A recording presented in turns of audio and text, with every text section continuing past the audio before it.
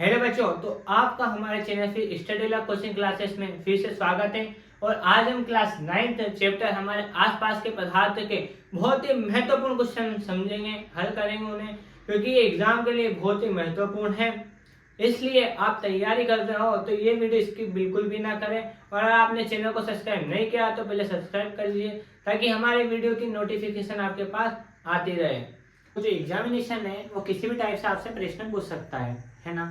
तो इस कहानी से हम है ना, जो अंतर आएगा ठोस द्रव गैस में, तीनों में अंतर भी स्पष्ट कीजिए। अगर ऐसा क्वेश्चन भी दे दिया तो वो भी हम लिख सकते हैं। ठीक है, तो पहले हम लिखेंगे गुण। क्या? गुण। उसके बाद ठोस, फिर द्रव, और फिर गैस। तो आपको इसे एक सारणी बना लेनी है। ठीक है, गुण, ठोस, द्रव, गैस। अब मैंने आपको बताया दिया है कि पदार्थ की जो अवस्थाएं होती है वो तीन होती है। कौन कौन सी होती है? ठोस, द्रव, गैस। ठीक है, ये हमने लिख लिए गुण या क्रमांक। तो पहला गुण क्या है? आकार। क्या है? आकार। आकार को इंग्लिश में क्या कहते हैं? शेप भी कहते हैं। जो मैंने जब चैप्टर पढ़ाया था, जब मैं आपको समझा चुका हूँ कि आकार क्या होता है। किसी भी वस्तु की बाहरी बनावट या रूपरेखा को क्या कहते हैं? हम उसका आकार कहते हैं। ठीक है, तो ठोस का आकार क्या होता है? निश्चित होता है।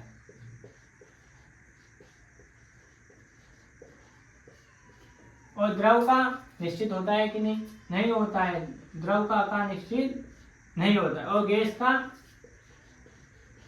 भी नहीं होता है। सेकंड क्या है? आयतन। आयतन को हम इंग्लिश में कहते हैं वॉल्यूम, है ना। तो वॉल्यूम ठोस का क्या होता है? निश्चित होता है। द्रव का निश्चित होता है, और गैस का नहीं होता है। ठीक है, अब जो तीसरा पॉइंट है वो है संपीड़ितता। अब संपीड़ितता क्या होती है? जब भी किसी पदार्थ के कणों पर दबाव डालकर उनके कणों को पास पास में लाया जाता है तो उसे कहते हैं संपीड़न, है ना। और उसी को क्या कहते हैं? संपीड़ितता। ठीक है, तो ठोस में संपीड़ितता होती है लेकिन कम होती है।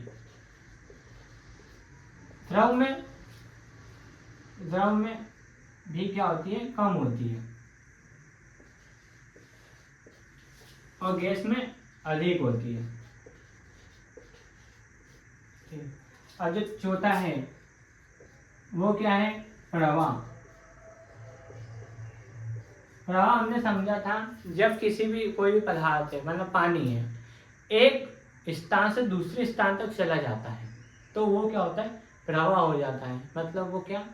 एक स्थान से दूसरे स्थान तक जाने की प्रक्रिया को हम क्या कहेंगे? प्रवाह। पदार्थ, है ना। तो प्रवाह ठोस, द्रव, गैस। ठोस में प्रवाह होता है कि नहीं होता है? ये क्या है? ठोस है तो इसमें प्रवाह होगा? नहीं होगा। तो क्या लिख देंगे हम इसमें? नहीं होता है ना। और द्रव में होता है कि होता है? उसको द्रव में क्यों नहीं होगा? होगा। इसमें क्या होता है? और गैस में प्रवाह होता है कि नहीं? होता है। अब 4 हो गए। अब पांचवा पॉइंट है कणों के बीच की दूरी। कणों के बीच की दूरी। अब ठोस के जो कण होते हैं उनमें बीच में दूरियां होती है क्या? नहीं होती है, क्योंकि ये क्या होते हैं? बहुत पास पास होते हैं। ठीक है, तो इनमें क्या, इसमें क्या लिख देंगे हम? कम। द्रव में मध्यम। मध्यम मतलब वो गैस में कणों के बीच की दूरी होती है कि नहीं? होती है। इसमें क्या होगा? अत्यधिक होती है।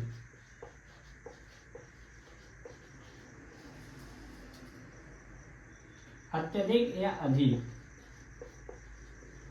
ठीक है, तो ये 5 हमारे पॉइंट थे। तो आकार, जो ठोस का आकार होता है वो निश्चित होता है, द्रव का नहीं होता है, और गैस का भी नहीं होता है।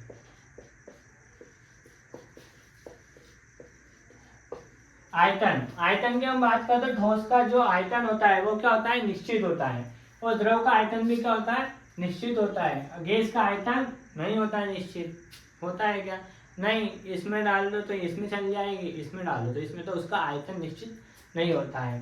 संपीड़िता जो ठोस में होती है वो कम होती है, द्रव में भी कम होती है और गैस में अधिक होती है।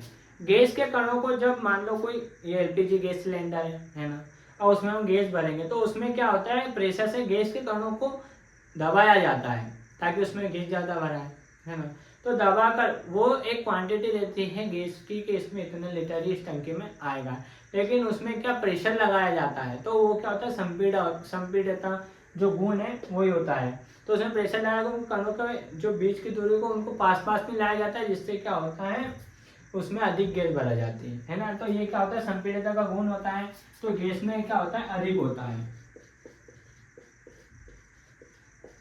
वो प्रवाह, प्रवाह की बात करें तो ठोस में नहीं होता है, ठोस क्या है, मजबूत है, कठोर है, तो एक जगह ही रहेगा ना, तो उसमें प्रवाह कैसे होगा। बात करें द्रव की, द्रव में होता है ना, ये पानी है, मान लो कोई पानी है ना, उसको एक स्थान से छोड़ेंगे तो दूसरे स्थान तक अपने आप चल जाएगा, लेकिन ये ठोस जाएगा, ये अपने आप नहीं जाएगा, है ना। साथ ही गैस, गैस में भी क्या प्रवाह होता है। कणों के बीच की दूरी, ठोस में कणों की जो बीच की दूरी होती है बहुत कम होती है, द्रव में मध्यम और गैस में अत्यधिक होती है, इसलिए गैस के कण क्या है, थोड़े दूर दूर होते हैं। तो मान लो अगर आपको क्वेश्चन दे दिया जाए कि ठोस द्रव गैस में अंतर स्पष्ट कीजिए, तो आप यही क्वेश्चन जो मैंने आपको समझाया है ये इसका आंसर है, वो आप लिख सकते हो आराम से, एक भी नंबर नहीं कटने वाले हैं। तो अब हम अपने नेक्स्ट जो क्वेश्चन है उस पर बात करते हैं। अब नेक्स्ट जो दूसरा हमारा प्रश्न है वो है कि सामान्यतः ठोस पदार्थ की अपेक्षा द्रव का घनत्व कम होता है, लेकिन आपने बर्फ के टुकड़े को जल में तैरते हुए देखा होगा, पता लगाइए ऐसा क्यों होता है। ये जो प्रश्न है ये दूसरे तरीके से भी आपसे पूछ सकते हैं, ये आपसे दूसरे तरीके से भी पूछ सकते हैं। कैसे पूछ सकते हैं, बर्फ पानी में तैरता है क्यों, आपसे इस टाइप से भी इस प्रश्न को पूछा जा सकता है ना। तो ये और ये एक ही जाएगा इसका आंसर। आपने बर्फ को पानी में तैरते हुए तो देखा होगा ना। मान लो ये क्या है, बर्फ है, ये क्या है, बर्फ है ना, और ये क्या है, पानी है ना। बर्फ को आपने पानी में तैरते हुए देखा होगा, लेकिन ऐसा क्यों होता है ना। जो बर्फ है, बर्फ का जो घनत्व है क्या है, घनत्व है, वो पानी से क्या होता है, कम होता है। बर्फ का जो घनत्व है पानी से कम होता है, इसलिए ये क्या बनाता है, एक खुली संरचना बनाता है। इसके जो कण रहते हैं वो क्या बनाते हैं, खुली संरचना बनाते हैं, खुली संरचना बनाते हैं। अब जब खुली संरचना बनाते हैं तो उनके कणों में क्या होता है, रिक्त स्थान जो होते हैं वो क्या होते हैं, अधिक होता है। जिनके कणों के बीच रिक्त स्थान होता है वो क्या होता है, अधिक होता है, इसलिए बर्फ पानी में तैरता है। बस इतना सही है, मैंने आपको स्क्रीन पे जो आंसर है वो बता दिया है, नोट कर लीजिएगा, है ना। जो बर्फ का घनत्व होता है वो पानी से क्या होता है, कम होता है ना।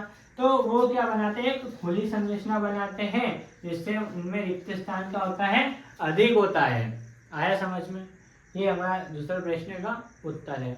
आसान तरीके से समझिए और महत्वपूर्ण भी है, तो आप याद भी करते जाइए साथ में, ठीक है। जो हमारा तीसरा प्रश्न है वो क्या है, निम्नलिखित तापमान को सेल्सियस में बदलें, है ना। तो ये बहुत ही नॉर्मल सवाल है ना। तो जो तापमान का सूत्र होता है ना, वो क्या होता है, 0 डिग्री सेल्सियस इक्वल के -273। ये तापमान का सूत्र है 0 डिग्री सेल्सियस में बदलने के लिए, ठीक है।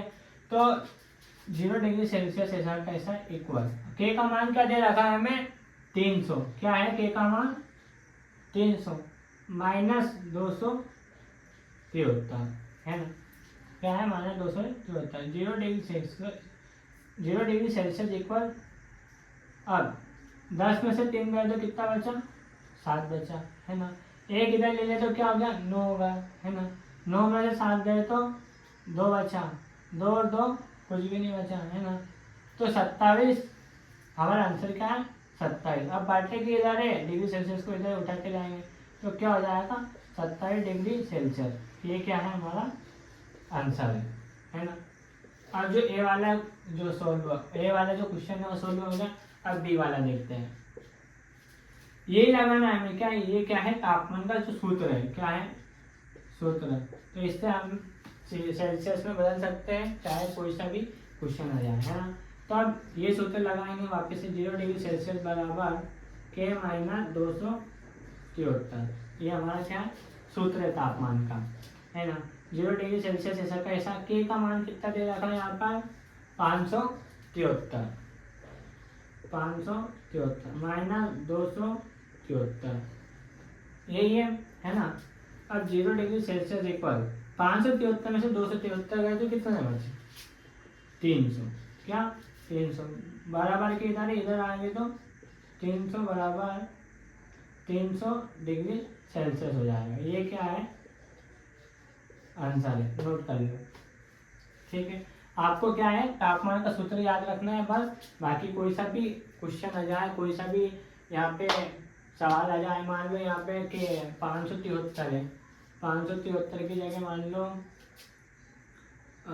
673 आ जाए, 773, कुछ भी आ जाए, हमें बस ये सूत्र याद करना है, याद रखना है ना। ये सूत्र याद रखना है, बाकी ये सोल्व कर देना। ठीक है, अगर समझ में, नोट कर लो इसको। चौथा हमारा जो प्रश्न है वो बहुत महत्वपूर्ण प्रश्न है, और क्या है कि पदार्थ की अवस्था परिवर्तन के दौरान तापमान स्थिर क्यों रहता है। ये हमारा चौथा प्रश्न है ना। तो जब कोई पदार्थ है, क्या जब कोई पदार्थ क्या करता है, अवस्था बदलता है। क्या जब कोई पदार्थ अपनी अवस्था बदलता है ना, तो क्या होता है, उसमें जो दी गई उष्मा, उसमें उसको क्या दी गई उष्मा है ना। जब कोई पदार्थ अपनी अवस्था बदलता है तो उसमें जो दी गई उष्मा वो तापमान बदलने में नहीं लगती। क्या तापमान बदलने में क्या होता है, नहीं लगती, बल्कि वो क्या करती है, क्या बल्कि उस पदार्थ के जो कणों के बीच जो बल होता है, क्या है, पदार्थ के कणों के बीच जो बल होता है उसको कम करके एक अवस्था से दूसरी अवस्था में बदलती है। इसे ही हम क्या कहते हैं, गुप्त ऊष्मा भी कहते हैं। इसलिए पदार्थ की अवस्था परिवर्तन के दौरान तापमान स्थिर रहता है ना। मान लो बर्फ है, बर्फ को हमें जल बनाना है ना, तो जो उसमें ऊष्मा देंगे है ना, तो तापमान बदलने में नहीं लगती, बल्कि क्या होता है, उनके जो कणों के बीच जो बल होता है उसको कम करके एक अवस्था से दूसरी अवस्था में परिवर्तित हो जाती है। इसलिए पदार्थ की अवस्था परिवर्तन के दौरान तापमान स्थिर रहता है। तो हमने ये समझा दिया, बाकी आप स्क्रीनशॉट ले लीजिए, हमारे जो मैंने उत्तर है वो उत्तर का महत्वपूर्ण क्वेश्चन है वो है, वायुमंडलीय गैसों को द्रव में परिवर्तन करने के लिए कोई विधि समझाए है ना। तो क्या दबाव बढ़ाना और दूसरा है तापमान घटाना।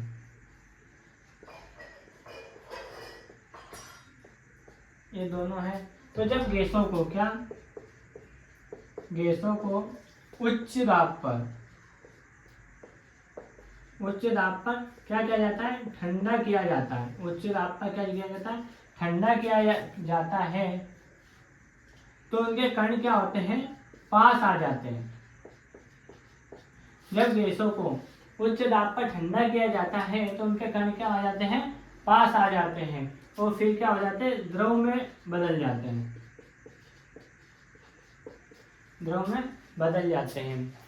एलपी जो गैस है वो इसी विधि द्वारा द्रवित किया जाता है ना, उसको द्रव में बदला जाता है। तो मैंने आंसर आपकी स्क्रीन पर दे दिया, नोट कर लीजिए, स्क्रीनशॉट ले लीजिए, ठीक है। और आज के हमारे 5 प्रश्न होते हैं महत्वपूर्ण, वो यही समाप्त होते हैं, मतलब हमारी जो क्लास है वही समाप्त होती है। मिलते हैं नेक्स्ट क्लास में। और अगर आपको जो भी कुछ समझ में नहीं आया हो वो कमेंट कीजिए और सब्सक्राइब जरूर करके जाइए, ताकि आप अच्छी एग्जाम की तैयारी कर सकें। जय हिंद, जय भारत।